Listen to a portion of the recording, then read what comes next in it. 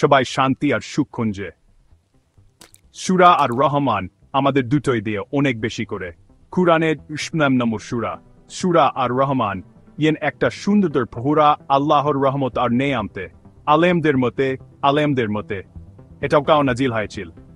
কেউ কেউ বলেন মদিনাও। এই সূরা আল্লাহর অসীম দয়া আর অনুগ্রহের কথা স্মরণ করিয়ে দেওয়ার জন্য পাঠানো হয়েছিল। এখন কুরাইশরা কুরআন আর রাসূল সাল্লাল্লাহু আলাইহি ওয়াসাল্লাম এর বাণীতে সন্দেহ করছিল। তখন আল্লাহ তাদের সতর্ক করতে আর তাদের দানের কথা মনে করিয়ে দিতে সূরা আর রহমান নাজিল করেন। এই সূরায় বারবার জিজ্ঞেস করা হয়েছে, ফাবিআইয়ি আলাই রাব্বিকুমা তুকাযযিবান, তোমরা তোমাদের প্রভুর কোন নেয়ামতকে অস্বীকার করবে। এই প্রশ্ন মানুষ এবং জিবিন উকে করা হয়েছে, যাতে তারা আল্লাহর অগণিত নেয়ামতের কথা চিন্তা করে।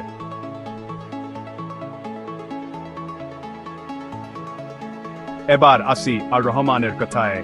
আল্লাহর সুন্দর নামগুলোর একটা, যার অর্থ পরম করুণাময়। যখন কুরাইশরা প্রথমেই নাম শুনল, তারা অবাক হয়ে গেল এবং জিজ্ঞেস করল, আর রহমানকে? আল্লাহ সূরা ফুরকানে এর অর্থ বুঝিয়ে দিয়েছেন, বলেছেন এটা তাঁর রহমতের একটা গুণ।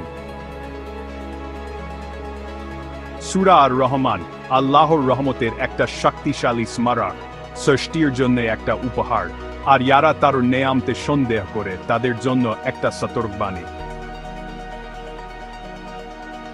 এটা আল্লাহর দাবা বুঝতে এবং তার জন্য কৃতজ্ঞ হওয়ার একটা ডাক।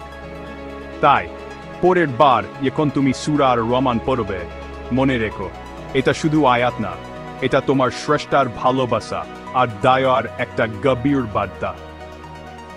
এটা নিয়ে চিন্তা করো আর এটাকে তোমার মনে জায়গা দাও।